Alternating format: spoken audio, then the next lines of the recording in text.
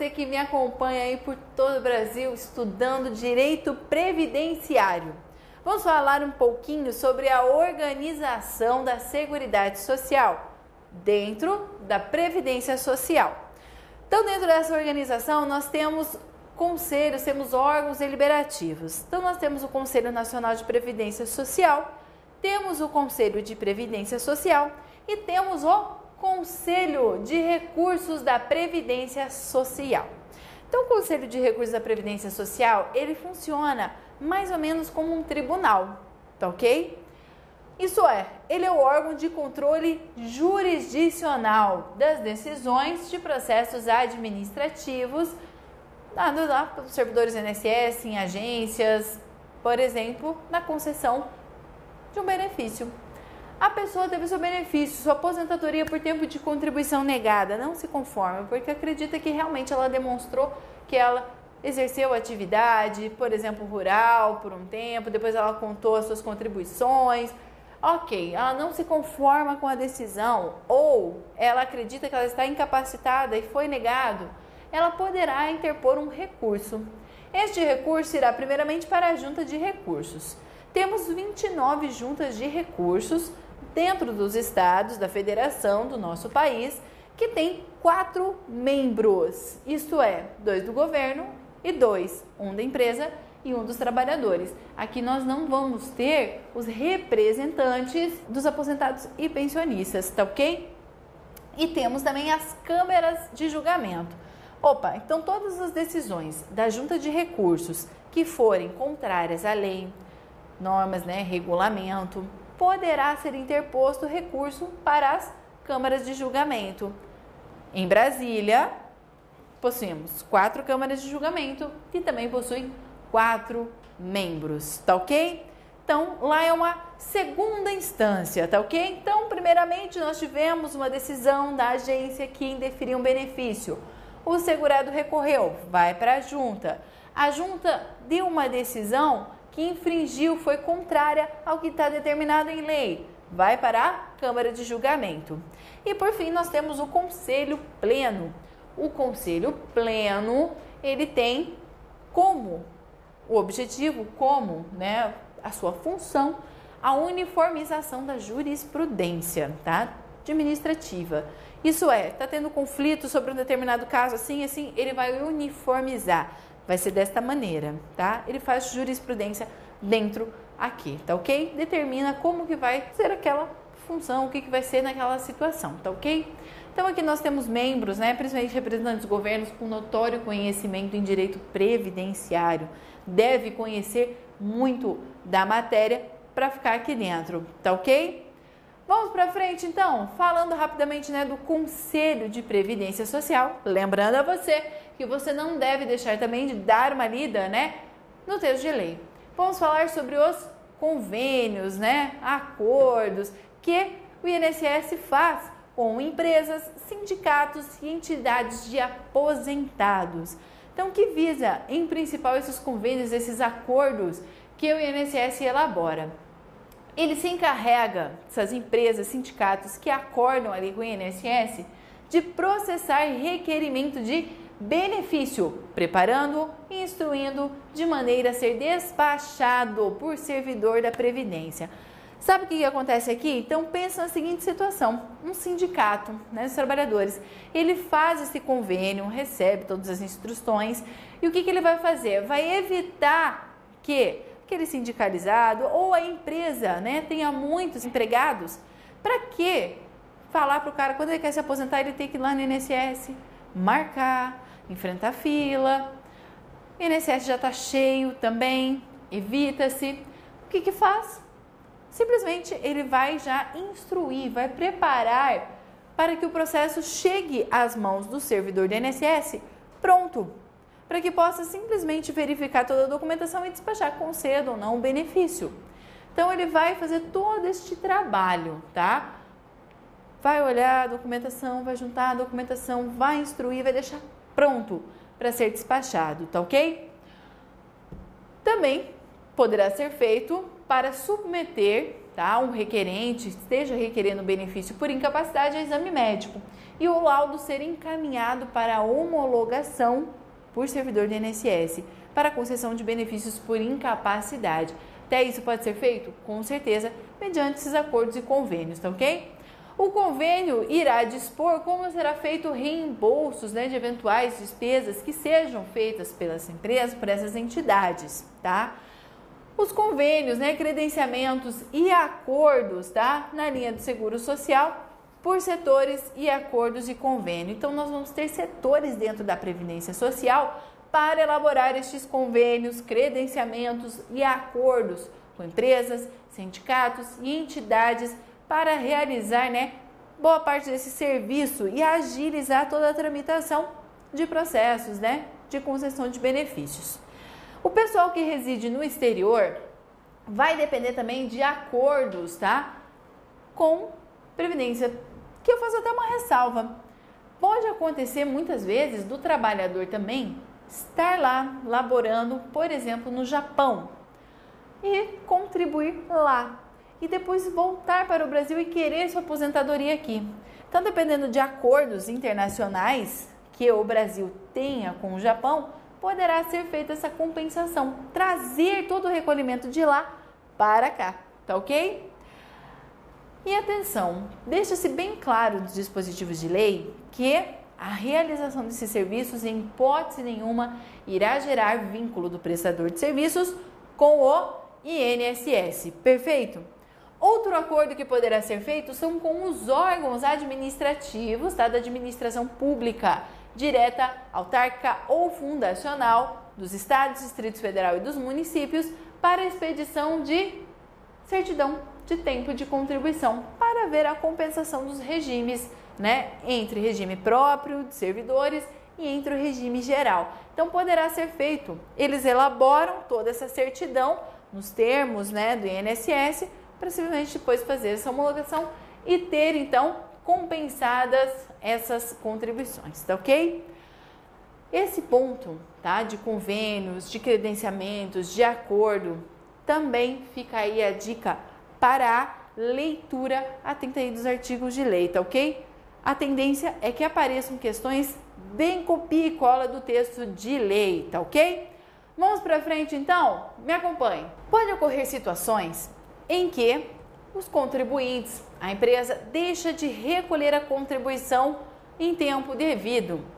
Esqueceu ou realmente não tinha dinheiro para pagar naquele tempo, não importa o motivo. Importa que recolheu em atraso, não vai ter jeito, vai incidir multa e juros de mora sobre as contribuições em atraso, quando essas contribuições forem das empresas incidentes sobre a remuneração paga ou creditada aos segurados a seu serviço ou com relação às contribuições que são devidas por todos os segurados trabalhadores, bem como a dos empregadores domésticos. Isso é, recolheu em atraso, vai incidir juro ou multa de mora. O que você precisa saber? Saber os percentuais, acabou. A multa de mora, ela será de 0,33% por dia, limitado a 20%. Então, não pode ultrapassar 20%. Então, se chegar nesse percentual, forem tantos dias de atraso, não tem problema. Vai ser limitado só a 20%. Agora, os juros de mora, aí podem ficar um pouquinho mais pesados.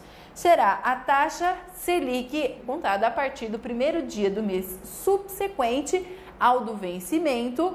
Então, vencimento tinha que ser sido pago em junho, não vai contar ali a partir de julho, tá? Mais 1% do valor do montante aplicado no mês do pagamento.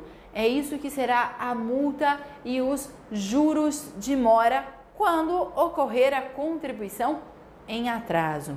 Deixou de pagar no dia devido, mas vai recolher.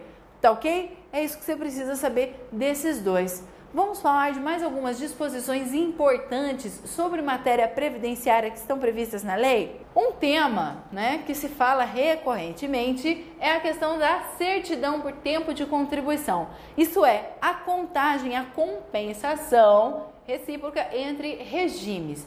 Então, é a situação em que você está contribuindo no regime geral de previdência social, passou no concurso, passa a fazer parte de um regime próprio de previdência social e quer levar esse tempo, fazer uma contagem, levar o que você contribuiu deste regime para este outro, para uma questão, para receber a aposentadoria, por exemplo. Este valor, então, os regimes se indenizam, isto é, o que foi contribuído aqui, o regime geral irá passar para o regime próprio, irá passar os valores de contribuição deste regime para o outro, se indenizando reciprocamente.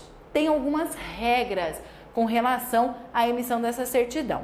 Então, claro, pode ser realizado, o convênio, por exemplo, com o regime próprio, ele já pode, fazer as certidões nos termos para que o INSS simplesmente homologue e já faça essa compensação. E temos algumas regras. Quais regras? Primeiro, não é admitida a contagem em dobro, em hipótese nenhuma. Também é proibida a emissão de certidão quando as atividades são concomitantes. Exemplo, você passou então no concurso público, está lá um regime próprio. Porém, você dá aulas particulares também e está filiado obrigatoriamente no regime geral. Ao mesmo tempo, você está exercendo uma atividade no regime próprio e no regime geral. Não pode, então, haver a compensação dessas atividades concomitantes. Pode haver a compensação, por exemplo, você contribuiu, trabalhou durante 5 anos, carteira assinada, contribuindo no regime geral. Após esse período, você passa no concurso e vai para o regime próprio. Não é um período concomitante, não é ao mesmo tempo que ocorrem essas situações. Aí pode haver a compensação. Junto, nem pensar. Então, se ao mesmo tempo você está ali concursado, vinculado ao regime próprio e filiado também ao regime geral, não há possibilidade de realizar a compensação entre regimes. Também não pode se utilizar o tempo, aproveitado para a concessão de aposentadoria em outro regime. Você já está aposentado no regime próprio e passa a trabalhar como empregado, dando aulas no regime geral.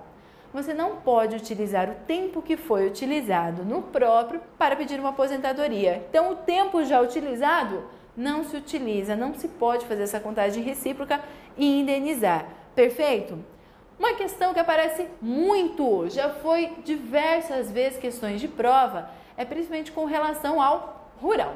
Então, o tempo de atividade rural dentro do regime geral, o que pode acontecer? Pode ser feita uma contagem desse tempo sem problema nenhum, tá ok? Dentro do regime geral. Então, eu posso, por exemplo, ter exercido atividade rural e buscar hoje contar para complementar o meu tempo no urbano. O que não pode acontecer? Dentro do regime geral, por exemplo, você quer a sua aposentadoria por tempo de contribuição. Então, vamos lá. A aposentadoria por tempo de contribuição, se for uma mulher, vai exigir 30 anos de contribuição. E fala a lei de 180 contribuições. Então, nós temos uma carência de 180 contribuições para a aposentadoria por tempo de contribuição, para a aposentadoria por idade e a aposentadoria especial. Você quer essa aposentadoria por tempo de contribuição. Vamos supor que você já tenha contribuído por 20 anos. Então, estava em atividade urbana, contribuindo, trabalhando como secretária. Porém, antes de você iniciar sua atividade como secretária, você teve mais uns 10 anos lá que morava no sítio, trabalhava em regime de economia familiar, caracterizava-se como segurada especial. É permitido a utilização desse tempo para contagem e, formou ali os 30 anos e se aposentar por tempo de contribuição. Desde que respeitado a carência, isso é, deve existir 180 contribuições no mínimo para fazer essa contagem deste tempo sem indenizar.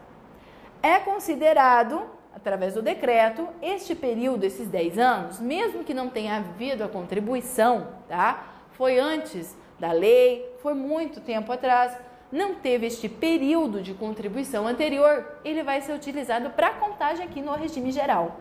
Porém, não se pode levar esse tempo sem indenizá-lo, sem existir contribuição para um regime próprio.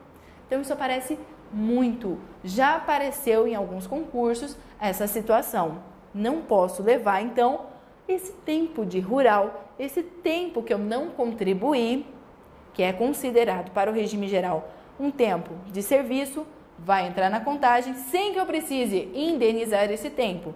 Mas para levar para um regime próprio, para fazer essa contagem, por exemplo, não é permitido, perfeito? Então, como já apareceu, o fulano, ele trabalhou um bom tempo, né, na atividade rural, como segurado, e ele pretende levar este tempo para o regime próprio. Não é permitido se não houver a indenização, se não tiver efetivas contribuições.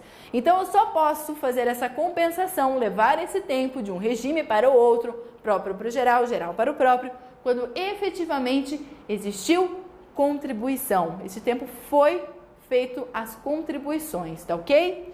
E lembrando, então, eu posso fazer essa contagem desde que tenha cumprido a carência de 180 contribuições. Aí pode se contar aquele tempo que trabalhou no sítio com a família. Isso acontece muito na prática, perfeito? Então, agora que já vimos esses conteúdos, vamos fazer algumas questões? Me acompanha aí na tela a sua primeira questão. O Conselho de Recursos da Previdência Social é formado pelo Conselho Pleno, 26 juntas de recurso e 4 câmaras de julgamento. Exercício, facinho, não é verdade? Não é composto por 26 juntas, e sim 29 juntas de recurso. Portanto, a questão está errada. Questão tranquila, né? Vamos para a próxima? Prestação de serviços da entidade que mantém convênio, contrato, credenciamento ou acordo com o INSS não cria qualquer vínculo empregatício.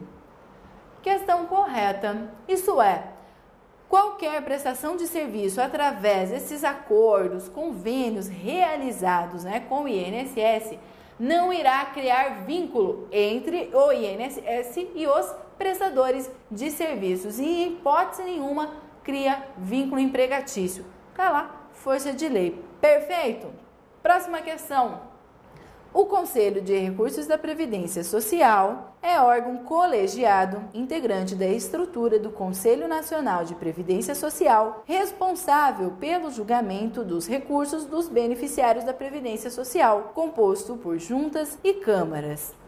A questão está incorreta. Faltou colocar que temos o Conselho Pleno, também dentro da estrutura do Conselho de Recursos da Previdência Social. Então, o Conselho de Recursos da Previdência Social faz parte de toda uma estrutura dentro do INSS, na verdade, toda aquela organização da Previdência Social, que temos o Conselho Nacional de Previdência Social, temos o Conselho de Previdência Social, órgão de colegiado descentralizado do Conselho Nacional, e vamos ter os conselhos de recursos, tá ok? A questão está incorreta, Pois falta ainda também o Conselho Pleno, tá ok? Está dentro da estrutura da organização da Previdência Social. Questões tranquilas, Aparece bem assim nos concursos, tá? Uma questão já mais texto de lei, é a questão mudando ali dados, mudando números, tá? Então preste atenção com essa questão da estrutura. Bons estudos para você e nos vemos numa próxima. Até mais!